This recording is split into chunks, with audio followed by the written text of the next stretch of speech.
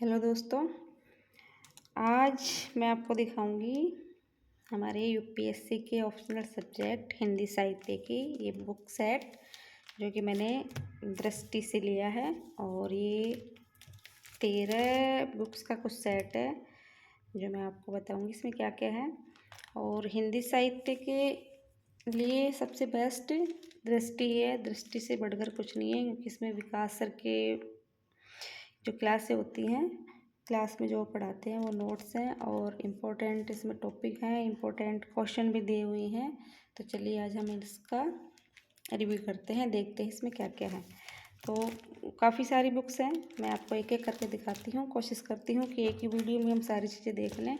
तो मैं आपको मैंने इनको सीरियल से लगा रखा है, सब पे नंबर लिखा है, फर्स्ट सेकेंड, ऐसे कुल 13 किताबें हैं। तो देखते हैं। पहला ही है अभ्यास प्रश्न व उनके मॉडल उत्तर, प्रश्न पत्र 1। आपको पता ही है हिंदी साहित्य में हमारे 2 प्रश्न पत्र होने वाले हैं। तो ये प्रश्न पत्र 1 के जो पिछले एग्जाम में आए हुए हैं या जो संभावित है वो इसमें प्रश्न और उनके मॉडल उत्तर दिए हुए हैं। तो ये हमारा सिलेबस है ही। सबसे पहले हिंदी भाषा और नागरिक लिपि का इतिहास, इसके 10 टॉपिक हैं। खंड क के, ये खंड ख देख सकते हैं।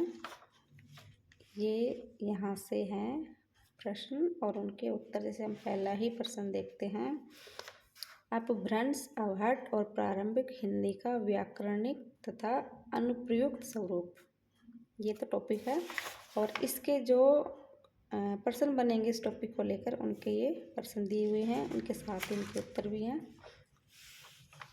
देखिए सारे ऐसे ही है। अपभ्रंश की व्याकरणिक विशेषताओं पर प्रकाश डालिए, और इस तरह से उत्तर दिए हुए हैं। तो ये है हमारी बुक नंबर 1।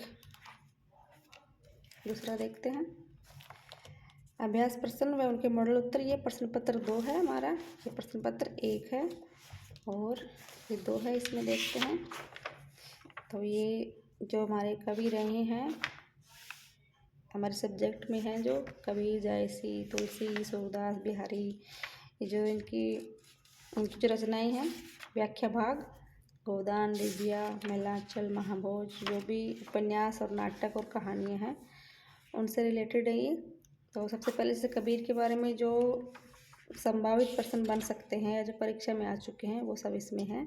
जैसे पहला ही प्रश्न देखते हैं, कबीर एक महान संत और समाज सुधारक ही नहीं, अद्वितीय कवि भी हैं। इस कथन के परिप्रेक्ष्य में उन विशेषताओं का निर्देश कीजिए जो कबीर के काव्य की अद्वितीयता के कारण है। और ये उसके आंसर बहुत ही अच्छे तरीके से इसमें दिखाए गए हैं, दिए गए हैं। और बीच बीच में देखिए जो हमें कोटेशन डालनी होती है वो इसमें दिया हुआ है। हम ये कोटेशन डालने से हमारे उत्तर की जो महत्वता है वो बढ़ जाती है। तो आप देख सकते हैं ये कबीर के सारे हैं। कबीर के बाद ये जायसी है, जायसी की जो रचना है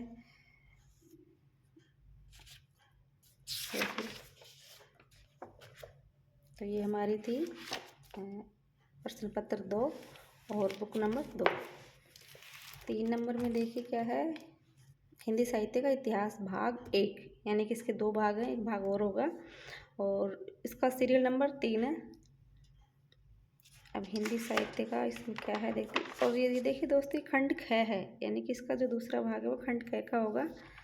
तो सबसे पहले हम इसकी विशेष सूची देख लेते हैं।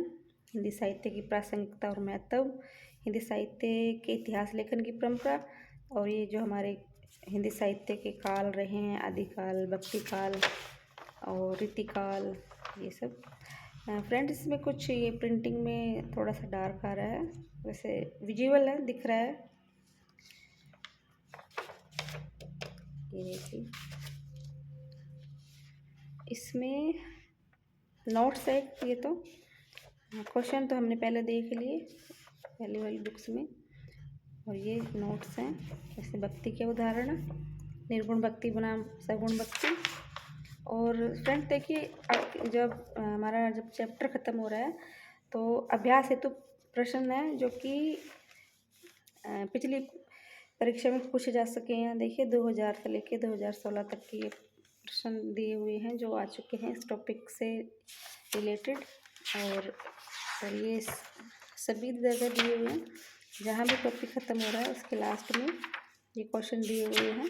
मैं आपको और दिखाती हूँ। चलिए, ये सूफी काव्य धारा का चैप्टर चल रहा है, तो इसके जो संभावित प्रश्न है या फिर जो पिछली परीक्षाओं में आ चुके हैं उनके क्वेश्चन हम देखेंगे पीछे। काफ़ी इम्पोर्टेंट है ये नोट्स। और इसके अलावा हिंदी साहित्य के विद्यार्थियों को कुछ पढ़ने की ज़रूरत है ही नहीं। तो ये देख लीजिए, आपको लगभग क्या पूरे ही 27 क्वेश्चन यहाँ पे हैं 2000 से लेके 2017 तक के। देखिए सारे ये पिछली परीक्षाओं में आ चुके हैं मेंस में।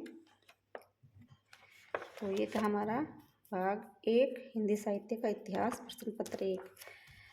4 नंबर सीरीज में देखते हैं। क्या नंबर है? उपन्यास और कहानी गद्य साहित्य का भाग 1। अब ये हमारा प्रश्न पत्र 2 है, खंड ख। तो पहले इसकी भी लिस्ट देखते हैं, विषय सूची।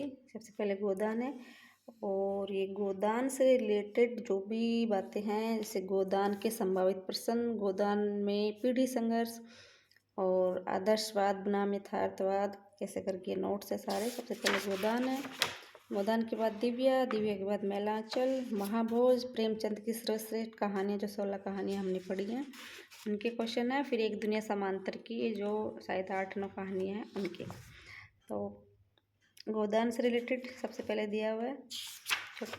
और ये ना, ये बहुत ही इजी लैंग्वेज में है, हम आसानी से इनको समझ सकते हैं। और अपना जो परीक्षा में हमारा उत्तर लिखने का तरीका रहेगा बहुत ही शानदार होने वाला है अगर आपने ये पढ़ी तो। क्योंकि इसकी जो भाषा शैली है बहुत ही सरल है। मैंने कुछ तो पढ़ चुकी हूँ मैं इनमें से, कुछ मेरे को और पढ़नी है अभी। सबसे पहले तो मैंने व्याख्या पढ़ी थी ताकि आगे समझ में आए, प्रश्न को हल करने में थोड़ा इजी रहे, इसलिए मैंने व्याख्या पहले पढ़ी थी। उपन्यास और कहानी का 4 नंबर हो गया। अब ये 5 नंबर हिंदी भाषा और नागरी लिपि का इतिहास। ये हमारा प्रश्न पत्र 1 खंड क। इसमें क्या है? विषय सूची हिंदी भाषा का परिचय, मानक हिंदी की व्याकरणिक संरचना, हिंदी भाषा की विकास यात्रा, पाली प्राकृत जो बाकी अन्य भाषाएं हैं उनकी, और फिर मध्यकाल में अवधि का विकास, ब्रज भाषा का खड़ी बोली, राजभाषा हिंदी, राष्ट्रभाषा हिंदी, देवनागरी लिपि का मानकीकरण। ये सारे सिलेबस से जैसे सिलेबस में दिया हुआ है उसी हिसाब से ये नोट्स बनाए हुए हैं। देखिए, मुझे तो सबसे ज़्यादा अच्छी बात ये लगी कि बहुत ही सीधी और सिंपल लैंग्वेज में लिखे हुए हैं, आपको आसानी से समझ में आएंगे। और सबसे अच्छी बात है कि इनमें कोटेशन दी हुई है जो हमें अलग से याद करने की ज़रूरत नहीं है, हम अपने आंसर को इनके थ्रू बहुत ही अच्छा बना सकते हैं। देखते हैं 6 नंबर। 6 नंबर में क्या है? हिंदी साहित्य का इतिहास भाग 2, जो कि इसका हमने भाग 1 पहले देख लिया है। और ये वो प्रश्न पत्र 1 खंड कहता है, ये खंड ख है। और इसमें हिंदी साहित्य के इतिहास में क्या है? इसमें जो हमारे हिंदी साहित्य के युग रहे हैं, जैसे भारतीय हिंदू युग, द्विवेदी युग, छायावाद और प्रगतिवाद, प्रयोगवाद, नई कविता, समकालीन कविता, ये सब। परिचय, युग, भारतीय हिंदू युग का नामकरण, तत्कालीन परिस्थितियाँ और साहित्यिक प्रवृत्तियाँ क्या थी, शिल्पगत विशेषताएं क्या थी, भावगत विशेषताएं क्या थी। बहुत अच्छे तरीके से हर एक बात इनमें समझाई गई है, हर एक पॉइंट को इसमें लिया गया है और काफ़ी इम्पोर्टेंट रहने वाली है आपके लिए। आपकी तैयारी को बहुत बेहतरीन बनाएंगी किताबें। भाग 3 उसी का है, हिंदी साहित्य का इतिहास। भाग 1 देख लिया हमने, 2 देख लिया, अभी भाग 3 है। प्रश्न पत्र 1 ही है, खंड है उसी का है। उसमें भी हिंदी उपन्यास का विकास, हिंदी कहानी का, हिंदी नाटक का और हिंदी रंगमंच, हिंदी निबंध, आलोचना, ये सारी चीज़ें इसमें हैं। अभी उपन्यास के बारे में है, पहले चरित्र योजना, भाषा शैली जो भी होता है, देश काल वातावरण से रिलेटेड उपन्यास और जो भी है, इस पर बहुत अच्छे से इसमें समझाया गया है। प्रेमचंद के प्रमुख उपन्यासों के बारे में छोटे छोटे नोट्स दिए गए हैं इसमें। तो ये हो गया। अब देखते हैं हम 8 नंबर। 8 नंबर में क्या है? व्याख्या। पद्यखंड। पद्यखंड जो पद्य की हमारी रचनाएं हैं उनकी व्याख्या, इम्पोर्टेंट व्याख्याएं जो हैं, जो एग्जाम में आ चुकी हैं या आने की संभावना है, जो मोस्ट इम्पोर्टेंट है वही इसमें दी हुई है। तो इसमें देखिए सबसे पहले क्या है? कबीर आरंभिक 100 साखियों की व्याख्या। पद्मावत जायसी जिसमें नागमती वियोग खंड और सिंगल दीप खंड की व्याख्या है। भरमर गीत सूरदास, इसके भी आरंभिक 100 पदों की व्याख्या है, जो कि हमारे सिलेबस में है, हम इतना ही पढ़ना है। तो ये देखिए सबसे पहले कबीर की गुरु को अंग, ऐसे करके इसके पार्ट हैं अलग अलग, और अच्छे से प्रसंग सहित व्याख्या की गई है। देखिए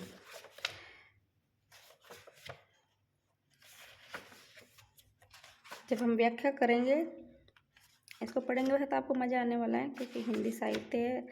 हिंदी साहित्य में मज़ा नहीं आएगा तो फिर किस में आएगा? तो वैसे ही रस्सी भरा है। देखिए जैसे हमें इस दोहे की व्याख्या करनी है तो शब्दार्थ भी इसमें दिया हुआ है। अगर हम नहीं समझ पा रहे हैं तो हमें पता, जैसे सूता, साया हुआ, सोया हुआ होगा, ये शायद मिसप्रिंट है, सोया हुआ। और संदर्भ कि कहाँ से है, ये व्याख्या की गई। विशेष बात, अब इस दोहे में विशेष बात क्या है वो भी यहाँ मेंशन की हुई है। तो बहुत ही इम्पोर्टेंट है, मुझे तो ये बहुत अच्छी लगी। अब है भाग 9 नंबर बुक, भाग 2 व्याख्या पद्यखंड, वो भाग 1 था और ये भाग 2, इसमें भी व्याख्या की गई है पद्यखंड की। इसमें है कवितावली तुलसीदास की, जो उत्तरकांड है उसकी व्याख्या है। रामचरितमानस सुंदरकांड की व्याख्या है। बिहारी सतसही, भारत भारती, राम की शक्ति पूजा, कुकुरमुत्ता, कामायनी, कुरुक्षेत्र, और असाध्य वीणा, ब्रह्म राक्षस, अकाल, और उसके बाद हरिजन गाथा, बादल को गिरते देखा। ये जो सारी रचनाएं हैं इन सब की व्याख्या इसमें दी गई है। देखिए मेरी तो फेवरेट है राम की शक्ति पूजा, मुझे बहुत अच्छी लगती है, मैंने इसको बहुत बार पढ़ लिया है। रामचरितमानस अच्छे से व्याख्या की गई है। ये दोहा मुझे सबसे अच्छा लगता है। कहत नटत रिजत खिजत मिलत खिलत लज्जात, भरे भवन में करत है नैननु ही सो बात। 2 लाइनों में इतनी सारी, मतलब एक फिल्म ही बन गई, बहुत अच्छा लगता है। देखिए ये दोनों हमारे, मतलब ये 8 नंबर 9 नंबर पद्यखंड की भाग 1 और 2, ये मतलब आप दोनों को देखें तो ये इतनी मोटी बुक हो गई। 10 नंबर देखते हैं, पद्य साहित्य भाग 1, ये प्रश्न पत्र 2 है। खंड क, मध्यकालीन कविता। इसमें कौन कौन सी कविता हैं? पहले तो हमारे वही हैं, कवि हैं, कबीरदास हैं, मलिक मोहम्मद जायसी हैं, सूरदास हैं, तुलसीदास, बिहारी, इन सब की जो रचनाएं हैं उनके बारे में, कवि के बारे में। जैसे कबीर का मूल व्यक्तित्व क्या था, जैसे इसमें कबीर स्वभाव से संत, प्रकृति से उपदेशक और ठोक पीट कर कवि हो गए। कुछ आलोचकों का मानना है, किसी ने कहा था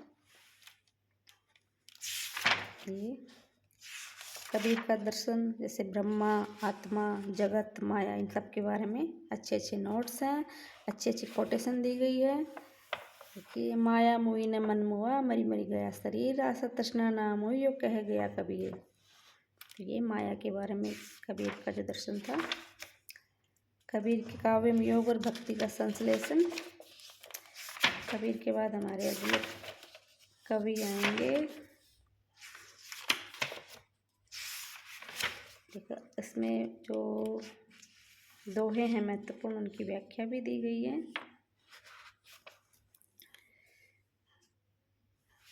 प्रिंटिंग भी अच्छी है, कहीं कहीं थोड़ा सा ऐसे डार्क आ रहा है, लेकिन विजिबल है, सारे दिख रही हैं लाइनें, सारे टेक्स्ट विजिबल हैं, तो ऐसी कोई बात नहीं है।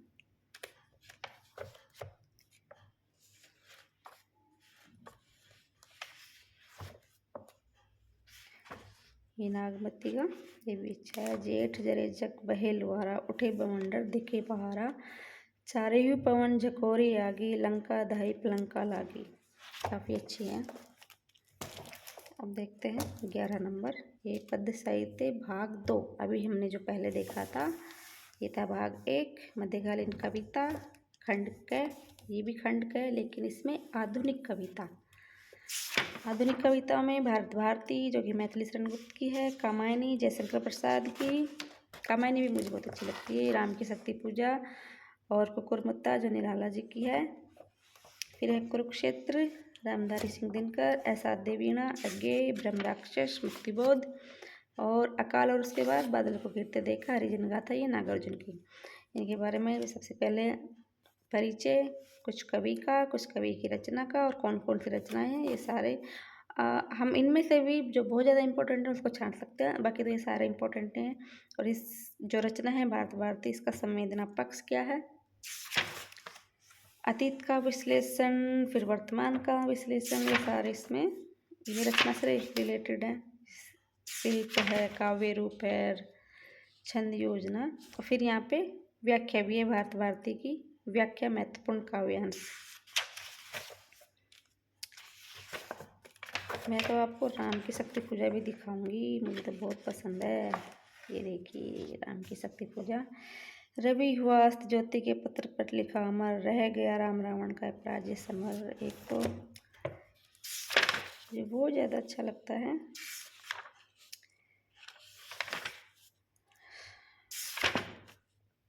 काफ़ी बड़ी कविता है और काफ़ी अच्छी भी है।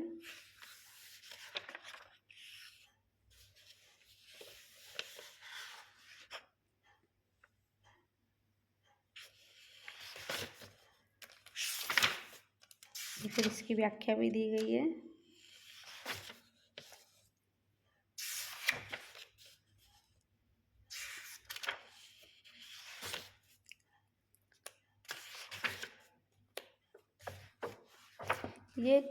ये लाइनें सबसे बेस्ट है। अन्याय जिधर है उधर शक्ति। काफ़ी बार पूछा भी जा चुका है, इंटरव्यू में भी पूछ लेते हैं इस लाइन का आज के परिदृश्य में क्या इम्पोर्टेंट है, ऐसे करके। अब हमारी 12 नंबर व्याख्या गद्यखंड। हमने पद्य की व्याख्या देख ली। अब ये गद्य में क्या क्या है, हमारे उपन्यास है, नाटक है, कहानी है। इन सब में गोदान, दिव्या, मैलांचल, महाभोज, प्रेमचंद की सर्वश्रेष्ठ कहानियाँ, एक दुनिया समांतर, भारत दुर्दशा, स्कंदगुप्त, आषाढ़ का एक दिन, चिंतामणि और निबंध नीलय। अब इनमें जो महत्वपूर्ण है, जो परीक्षा की दृष्टि से हो सकता है कि ये पूछा जाए, वो इसमें दिया गया है। व्याख्या की गई है, संदर्भ दिया गया, प्रसंग कौन सा है और विशेष बात जो इस परिच्छेद को लेकर विशेष बात है वो भी इसमें बताई गई है। तो आपको पढ़ने में मज़ा तो आएगा, साथ में आपकी तैयारी बहुत ही बेहतरीन होने वाली है। आखिरी हमारा 13 नंबर नाटक और निबंध गद्य साहित्य भाग 2 प्रश्न पत्र 2 खंड ख। इसको भी देख लेते हैं।